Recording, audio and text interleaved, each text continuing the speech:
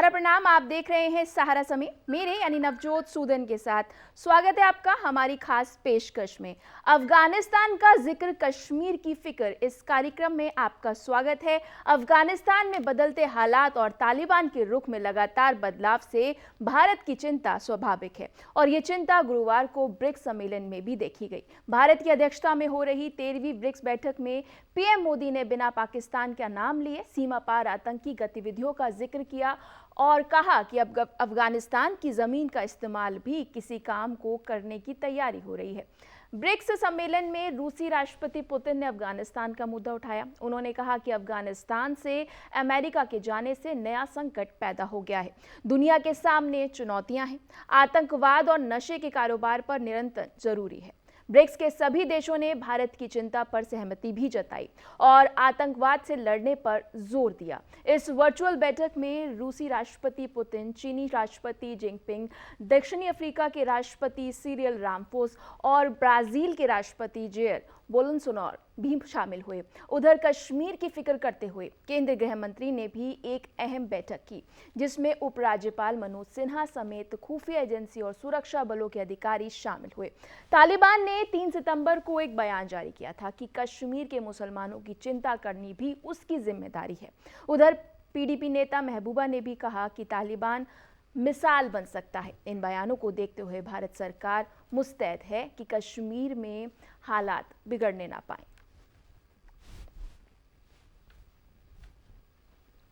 तो आपको बता दें कि जिस तरह से ब्रिक्स समिट में प्रधानमंत्री नरेंद्र मोदी की अध्यक्षता में जो देशों के प्रधान थे, उन्होंने ये बात साफ की कि आतंकवाद एक बड़ा मसला है और इसको हमें मिलजुल कर ही इसका सफाया करना होगा। जिस तरह से हम देख रहे हैं कि अफगानिस्तान में लगातार जो कुछ तस्वीरें सामने आ रही हैं वो बता रही हैं कि स्थिति जो है वो अभी बदतर है और आने वाले समय में ये और बदतर से होगी, क्योंकि कहीं ना कहीं पाकिस्तान जो खुला समर्थन कर रहा है तालिबान को। और अगर बात की जाए हिंदुस्तान की, तो हिंदुस्तान के लिए सबसे बड़ी अगर कोई चुनौती है तो वो कश्मीर घाटी है, क्योंकि जिस तरह से तालिबान से तालिबानी जो जेल से रिहा किए जा रहे हैं आतंकवादी, वो लगातार हिंदुस्तान की और उनकी नज़र है और कहीं ना कहीं अस्थिरता फैलाने की कोशिश की जा रही है।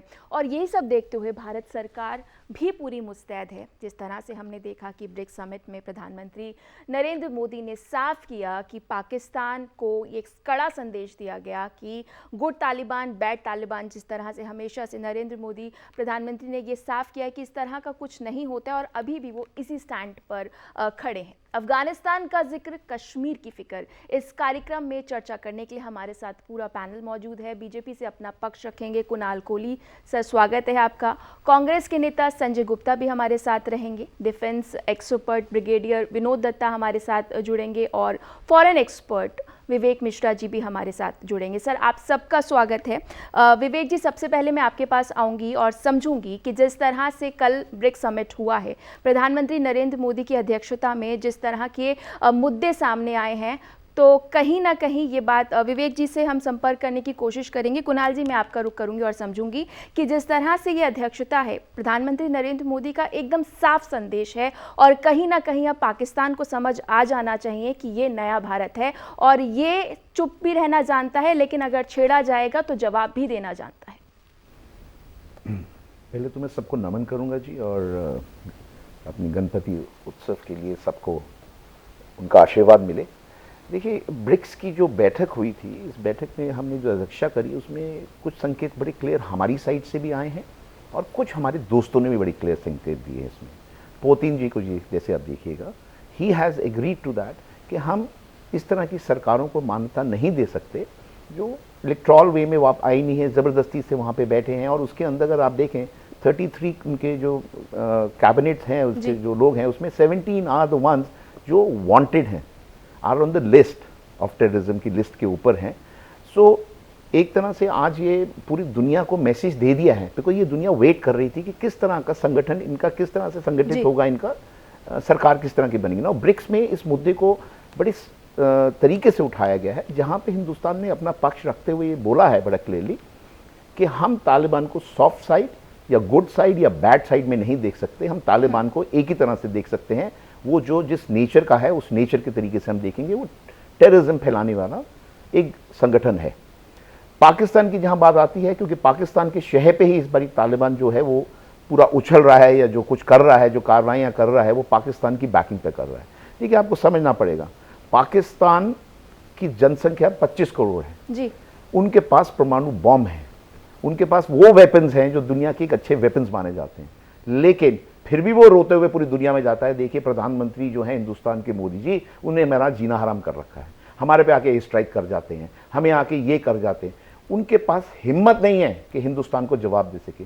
सो मैं कहीं ना कहीं ये मैसेज देना भी चाहता हूँ यहाँ पे कि भारतवासियों को बिल्कुल कोई डरने की इसलिए बात नहीं है कि तालिबान आके हमारे साथ कोई ऐसी चीजें नहीं कर सकता कि हमारे देश पे अटैक कर देगा या पाकिस्तान के शहर पे। जब पाकिस्तान सिर्फ अकेला, उसकी इतनी औकात नहीं कि वो हिंदुस्तान को डरा सके। चीन जो है वो पीछे से सपोर्ट कर रहा है, और जिस तरह से अब ये बात सामने आ रही है कि कश्मीर जो मुद्दा वो उसने उठा रहा है, तालिबान की इतनी हिम्मत हो गई है, मुट्ठी भर ये तालिबानी है और इनकी इतनी हिम्मत हो गई है कि अब भारत के इंटरनल मैटर्स में वो इंटरफेयर करने की बात कर रहे हैं। तालिबान हमेशा से इंटरफेयर करता रहा है। तालिबान आज का कोई एक नया फिनोमेना नहीं है कि कश्मीर को लेके हमें बहुत चिंता इसलिए करनी क्योंकि तालिबान अचानक एक फिनोमेना अचानक आया है। तालिबान तो पिछले कई सालों से एक्टिवेट था कश्मीर में और हम उनका जवाब दे रहे थे। इनफैक्ट अगर आप देखेंगे, तालिबान पावर में अफगानिस्तान में था या नहीं था, पाकिस्तान के सॉइल के थ्रू वो हमेशा इंडिया में इंटरफेयर करते थे, कश्मीर में अनरेस्ट फैलाने की कोशिश कर रहे थे, पर उनका जवाब, और हम लोग पूरी तरह से तैयार हैं इसको लेके। ऐसा कुछ नहीं है, पिछले कुछ सालों से हमने दिखा दिया है कि अगर हम अपनी तैयारी के हिसाब से अगर आप देखेंगे हिंदुस्तान को फुल रेडी है। हाँ, कुछ चिंताओं के विषय जरूर है, जैसे चाइना ने एक चिंता का विषय क्रिएट किया है, उनको सपोर्ट देके, उनको कुछ फंड देके। बट मैं आपको बता दूं, तालिबान का एक नेचर है और बड़ी जल्दी चाइना भी रियलाइज करेगा। आप रशिया को देखिए, अमेरिका को देखिए, बड़ी सुपर पावर्स हैं। आज चाइना अपने आप को एक सुपर पावर बोलता है, लेकिन ये वही अफगानिस्तान है जो बाद में वो अपना डबल फेस दिखाता है। तो चाइना कहीं ना कहीं तैयारी इस बात की कर रहा है कि ये इन्फिल्ट्रेट वहां पे भी करेंगे और उनके जो मुसलमानों को वो आज दबा रहे हैं, आप देखिएगा, ज्यादा देर वेट करने की जरूरत नहीं, इसी साल में आप देखिए चाइना भी बैक मार जाएगा। ठीक है, डिफेंस एक्सपर्ट भी हमारे साथ मौजूद हैं। विनोद दत्ता जी, जिस तरह से हम देख रहे हैं कि अब इंडिया की अगर बात की जाए तो वेट एंड वॉच स्ट्रेटेजी से एक स्टेप आगे आ गया है। जिस तरह से कल हमने देखा कि प्रधानमंत्री नरेंद्र मोदी ने जो कड़ा संदेश दिया, एक मैसेज वो भी था, ये एक्सटर्नल था, और इंटरनल भी अगर हम बात की देखें तो जिस तरह से मीटिंग्स हो रही हैं कश्मीर को लेकर, जिस तरह से मुस्तैदी नज़र आ रही है, तो कहीं ना कहीं अब नेक्स्ट स्टेप की बारी आ गई है।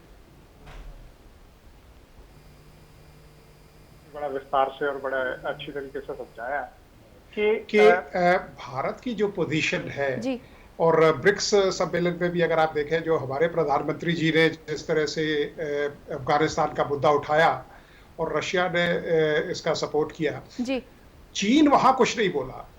मुझे ये कंसर्न है कि देखिए, चीन, रशिया, ये जो यूनाइटेड नेशंस ऑर्गेनाइजेशंस है, इन पे हम क्यों अरबों रुपया खर्च कर रहे हैं, जब ये किसी इंसान को, अगर हम ह्यूमन राइट्स की बात करते हैं, तो कहाँ है ये सुपर पावर्स? क्या हम केवल लिप सर्विस करते हैं? आप किसी भी सम्मेलन को देख लीजिए, अगर हमें लिप सर्विस ही करनी है, 15 अगस्त को फॉल ऑफ काबुल हुआ, 15 अगस्त के बाद इतनी इंटेलिजेंस एजेंसीज हैं, क्या उनको नहीं मालूम था कि तालिबान को फ्री रन दिया जा रहा है? कहीं ना कहीं ऐसा लगता है कि डेवलप्ड कंट्रीज में सिर्फ सैबोटाज क्रिएट करने के लिए एजेंसीज रह गई हैं, सिर्फ आपको टोकने के लिए एजेंसीज रह गई हैं, लेकिन जहां एक्चुअल उनका काम होता है वो काम नहीं करती नजर आ रही हैं। बिल्कुल नवजोत, आपने you have hit the it's a bullseye, आपने बिल्कुल स्पष्ट शब्दों में कह दिया है कि ये it is a matter of convenience for them, वरना कोई वजह नहीं हो सकती। 70-80 हजार लड़ाके हैं तालिबान के पास जी। भारत के पास वो कुव्वत है। आप सन 71 में देखिए, पाकिस्तान के घुटने टिका दिए, Pakistan was cut to size, और 93,000 सैनिकों ने तो सरेंडर किया lieutenant general Amir Abdullah Khan Niazi के नेतृत्व में। तो हमारे अंदर वो काबिलियत है, वो कुव्वत है, तो हमें कोई कश्मीर पे चिंता करने की जरूरत नहीं है। भारतीय सशस्त्र सेनाओं का जो सिक्योरिटी ग्रिड है, क्योंकि जो चिंगारी अगर हमारे कश्मीर तक आएगी वो पाकिस्तान को झुलसता हुआ आएगी, तो पाकिस्तान उसमें से ये नहीं कह सकता कि साहब मैंने तो फायर सूट पहन रखा है, मुझे कुछ नहीं होगा। जी, तो कहीं ना कहीं ये बात साफ हो रही है कि हिंदुस्तान जो है वो न्यू इंडिया है, और कहीं जो अगर कहीं कोई गुस्ताखी करने की कोशिश करेगा तो उसका अंजाम भी देखने को मिलेगा। संजय गुप्ता जी हमारे साथ मौजूद हैं कांग्रेस से अपना पक्ष रखने के लिए। संजय जी, जिस तरह से हम देख रहे हैं कि कश्मीर में 370 हटने के बाद जो कुछ सरकार कोशिश कर रही है, क्या आप उससे सेटिस्फाइड हैं? और जो अभी तक स्टेप लिए गए हैं भारत सरकार द्वारा, क्या आपको लगता है कि यही स्टेप्स लेने चाहिए, यही इस वक्त की जरूरत है? देखिए, मैं कहना चाहता हूं कि आप समझिए कि जिस तरह का इतना बड़ा हमारा आज पूरे विश्व के अंदर 2014 के बाद हमारे देश का उदय हुआ जी, और उस उदय हुए हमारे प्रारूप के अंदर पूरे विश्व के अंदर जो था, तो हमने यूएनएससी की जो बैठक हुई, उस बैठक के अंदर तालिबान के ऊपर रोक हटाई गई, बैन हटाया गया।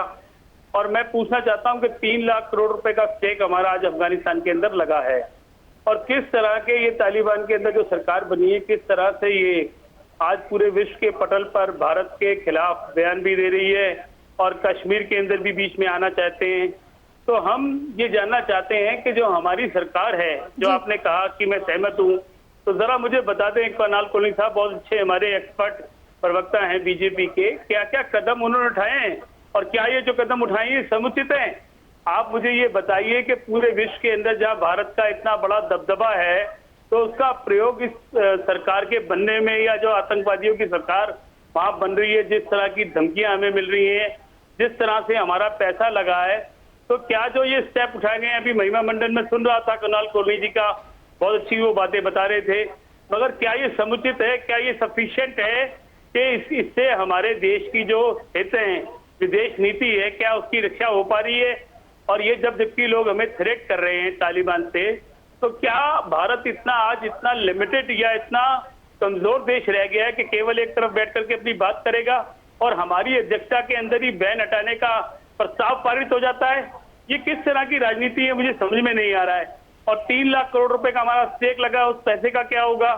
और किस तरीके से वहां आतंकवादी जो आज वहां पर मंत्री बने हैं जी, तो किस तरह से भारत आज चुप बैठा है? भारत की सरकार ने आज मैंने सुना कि कल ब्रिक्स के अंदर प्रधानमंत्री साहब ने कहा, उससे पहले की यदि मैं बात कर लूं, कोई एक बयान पूरे विश्व के पटल के अंदर कहीं पर यह जिक्र नहीं आया किसी देशों के साथ कि भारत ने इसका विरोध किया या भारत ने इसके खिलाफ सख्त कार्रवाई की एक गुहार लगाई या कुछ लोगों से ग्रुपिंग करी या कुछ बात की। तो मैं ठीक है, कुणाल जी से जवाब ले लेते हैं। आपको विरोध नजर नहीं आ रहा है सरकार का, कुणाल जी आप इसका जवाब दीजिएगा कि कहीं ना कहीं वो पूछ रहे हैं कि क्या कुछ किया है सरकार ने। देखिए, हमारे दोस्त बैठे हुए हैं और बहुत अच्छा और बहुत कामली बात करते हैं। बहुत अच्छा लगता है जब आपके पैनलिस्ट जो होते हैं they do the discussion in a very right format. देखिए, आपको समझना पड़ेगा, विरोध करने के लिए विरोध नहीं किया जाता। मोदी जी का एक स्टाइल है, हर सरकार का एक स्टाइल है। कांग्रेस का अपना स्टाइल था मैनेज करने के लिए हिंदुस्तान के लिए, मोदी जी और बीजेपी और एनडीए का एक अपना स्टाइल है। हमारा यह है कि हम ज़्यादा शोर नहीं मचाते, हम एक्शन में बिलीव करते हैं। कैसे? जब हमारे ऊपर फुमावा हुआ तो हमारे यहाँ से जवान गए, एयर स्ट्राइक करके वापस आए, बहुत शोर मचा, हुआ नहीं हुआ, लेकिन अल्टीमेटली क्या हुआ? वहाँ का प्रधानमंत्री पूरी दुनिया में घूमता फिरा जिसके पास परमाणु बम है कि देखिए हिंदुस्तान क्या कर रहा है मेरे साथ, और एक तरफ धमकी देता था कि मैं इस्तेमाल कर दूंगा, तब भी इस्तेमाल नहीं किया उन्होंने। अब आए हम अफगानिस्तान के ऊपर अगर हम संजय जी बात हमने स्ट्राइक किया तो हमारे यहाँ भी हुआ था, वो आप नहीं बता रहे हैं। मैं आपको वो एयर स्ट्राइक कोई नहीं हुई थी जी हमारी तरफ कोई एयर स्ट्राइक नहीं। हमारा प्रधानमंत्री पूरी दुनिया में रोता हुआ नहीं गया था, हमारा प्रधानमंत्री पूरी दुनिया में रोता हुआ नहीं गया था। प्रधानमंत्री कौन सा रोता गया था? पाकिस्तान का। उसको डिफेंड मत करिए, अच्छा नहीं लगेगा। देखिए, प्रधानमंत्री पाकिस्तान को डिफेंड मत करिए, मुझे लग रहा है आपको लग रही है ये बात बहुत। आप कर रहे हैं, आप हम पे प्रेशर उठा रहे हैं कि हमारे ऊपर क्या हुआ। हमारा प्रधानमंत्री किसी दुनिया में जाके उसने बोला मुझे तुम्हारी मदद चाहिए, उसने जवाब अपने बलबूते पे दिया। आपको समझना पड़ेगा, आप डिफेंड कर रहे हैं इस टाइम प्रधानमंत्री पाकिस्तान को। मैंने जैसे ही बोला वो पूरी दुनिया में रोते हुए गए, आपने कहा हिंदुस्तान पे भी उसने मारा, अटैक किया। ठीक है, क्या किस तरह की भाषा बोल रहे हैं देश में रहते हुए? कांग्रेस क्या करना चाहते हैं इस देश में? आप कांग्रेस एक दूसरा पाकिस्तान बनाना चाहते हैं क्या? अरे आप ये बात समझिए, आप एक बात समझिए, अफगानिस्तान पे आते हैं, हम अफगानिस्तान की बात कर लेते हैं, हम अफगानिस्तान पे आते हैं। अफगानिस्तान पे अगर मैं आता हूं, अफगानिस्तान पे अगर मैं आता हूं, अफगानिस्तान टेररिज्म हिंदुस्तान में फैलाने की कोशिश आज से नहीं कर रहा, कांग्रेस के टाइम से कर रहा है। उसको पहले ये लोग प्लग नहीं कर पाए, इसको वहां ये प्लग नहीं कर पाए। हिंदुस्तान में इतने लोग 4500 अटैक्स होते थे कश्मीर में, आज कितने हैं? अरे मुझे और आपको बोलने की जरूरत नहीं है, हमारी जनता इतनी स्मार्ट है, आज गूगल सर्च मार देंगे, वहीं से पता चल जाएगा आज कितने अटैक होते हैं और कांग्रेस के टाइम में कितने अटैक होते थे, और कांग्रेस क्या जवाब देती थी उसका। ये जवाब दिया मोदी जी ने, उसका ये है कार्रवाई जो करी। आज अटैक करते हुए भी इवन तालिबान भी डरता है, तालिबान भी डरता है कि हिंदुस्तान की तरफ आंख उठा के देखा कहीं से भी घुस जाएगा। अब ईरान को देखिए, ईरान ने क्या स्टेटमेंट दी, ईरान ने ये मेरे स्टेटमेंट साथ दी, we do not foreign expert accept। भी ये मौजूद है सारी विवेक जो जी। चीजें ठीक हो है, रही मैं हैं, आऊंगी भारत कुणाल ने जी करी है। आपके पास एक बार। विवेक जी का रुख कर लेते हैं। विवेक जी, जिस तरह से तालिबान के समर्थन में कुछ देश नजर आ रहे थे, लेकिन जिस तरह से तालिबान ने मुखौटे जो उतरे हैं उनके, और अगर बात की जाए तो अफगानिस्तान में अब यूएन का काम करना भी मुश्किल हो गया, स्टाफ के साथ मारपीट की जा रही है, और कहीं ना कहीं अब ये बात समझ में आ रही है कि जो भारत का स्टैंड था वो क्लियर था और रूस भी अब उसको सपोर्ट कर रहा है।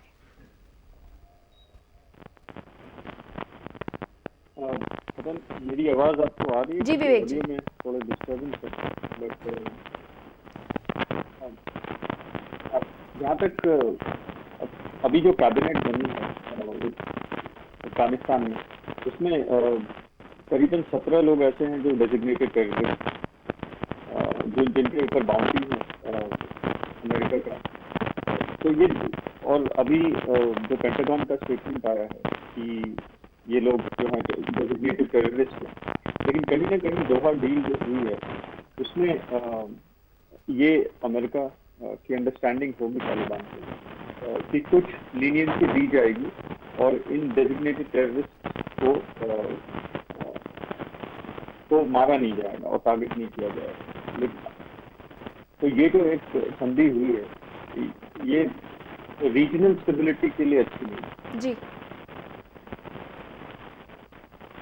और अगर आप देखें कि जो डायरेक्ट थ्रेट्स है भारत के लिए, वो एक ऑब्वियसली कॉरिडोर बनेगा अफगानिस्तान से एलओसी की तरफ। इंटेलिजेंस रिपोर्ट्स ऑलरेडी सजेस्ट कर रहे हैं कि जेईएम यहाँ तक आ चुकी है अपने बॉर्डर तक। और फिर आप देखेंगे कि हक्कानी नेटवर्क, जो कि इंटीरियर मिनिस्टर बन चुके हैं, उनके जो लीडर हैं सिराजुद्दीन हक्कानी जी, इंटीरियर मिनिस्टर अब डील करेंगे डायरेक्टली। अगर हम एक रिश्ता बनाते हैं, जो अभी मुझे लग नहीं रहा है कि हम करेंगे, हमारी होम मिनिस्ट्री को उनसे बात करनी होगी, एक डेजिग्नेटेड टेररिस्ट।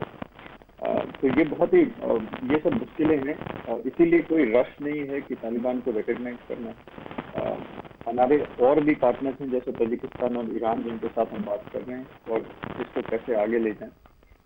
लेकिन अभी कोई भी कंट्री, रशिया और चाइना भी डेजिग्नेटेड टेररिस्ट ऑर्गेनाइजेशन को इनसाइड अफगानिस्तान रिकॉग्नाइज नहीं करेगा। जी, हालांकि डीलिंग हो सकती हैं, लेकिन ऑफिशियल रिकॉग्निशन नहीं होगा, जैसा कि आप ब्रिक्स मीटिंग में भी देखे। ठीक है। तो कहीं ना कहीं अब मान्यता को लेकर जिस तरह के जो मुखौटे सामने आ रहे थे, बड़ी बड़ी बातें नजर कर रहे थे, तो वो अब साफ हो गया है। कुणाल जी, मैं आपके पास आऊंगी, मेरे पास समय की थोड़ी कमी है। एक बार विनोद जी से समझ लेते हैं। विनोद जी, जिस तरह से आतंकवाद एक बड़ा मसला है और दूसरा मसला जो है वो नशे का, ड्रग्स का, जो अफगानिस्तान में कारोबार किया जा रहा है, तो ये दो बड़ी चुनौतियां हैं जो भारत के साथ साथ बाकी देशों ने भी मानी है कि इन पर अब विचार करना होगा।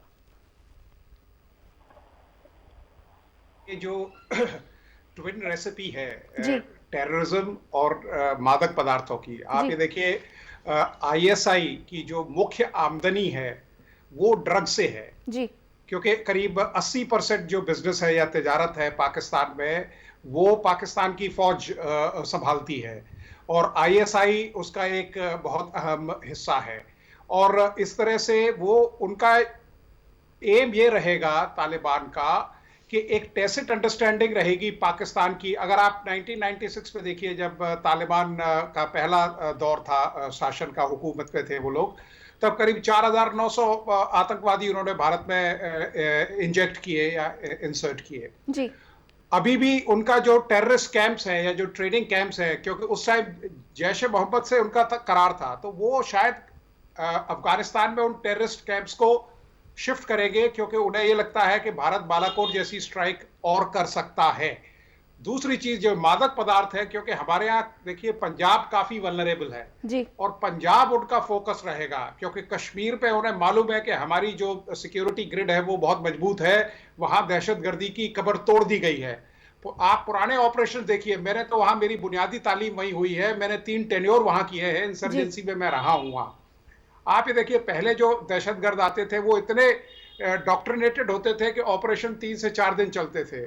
अब वहां का जो दहशतगर्द है वो मुश्किल से करीब 8 या 10 घंटे सस्टेन कर सकता है, तो वो लोग बिल्कुल अब सस्टेन करने की उसमें है नहीं। हाँ, एक चीज है, साइबर ऑनलाइन जो रिक्रूटमेंट हो रहा है जी उसमें हमारी जो एजेंसीज हैं उनको थोड़ा ध्यान रखना पड़ेगा, क्योंकि उस तरह से उनको वो जो यूथ है जी उसको बेशक टेक्नोलॉजी एडवांटेज के साथ साथ डिसएडवांटेज भी उसका नजर आ रहा है, और जिस तरह से हम देख रहे हैं ड्रोन अटैक हो रहे हैं, तो कहीं ना कहीं इसको अब हमें स्ट्रॉन्ग करना होगा। कुणाल जी, आप अपनी बात रखिए, और साथ साथ मैं ये भी समझना चाहूंगी कि जिस तरह से भारत, अगर सरकार की बात की जाए तो वेट एंड वॉच पॉलिसी के बाद अब क्या? देखिए, पहली बात तो समझ लगा, न्यू वर्ल्ड ऑर्डर जी बदलाव होता है दुनिया में हर तरह, हर समय एक ऐसा समय आता है, एक ऐसा समय आ गया है, there is a new world order going on. उसमें होता क्या है कि आज जो कंट्रीज अपने आप को डिफेंड करना चाह रही हैं, दूसरी पावरफुल कंट्रीज उनको सहायता दे रही हैं। आज कोई कंट्री किसी की वॉर नहीं लड़ना चाह रहा, ये एक नया ऑर्डर, वर्ल्ड ऑर्डर बन रहा है, और इसका प्रमाण यहाँ मिलता है जो अफगानिस्तान में अमेरिका वॉकआउट करा वहाँ से। आज कोई डायरेक्टली इन्वॉल्व अफगानिस्तान में इसलिए नहीं होना चाहता क्योंकि कोई किसी की लड़ाई नहीं लड़ना चाहता।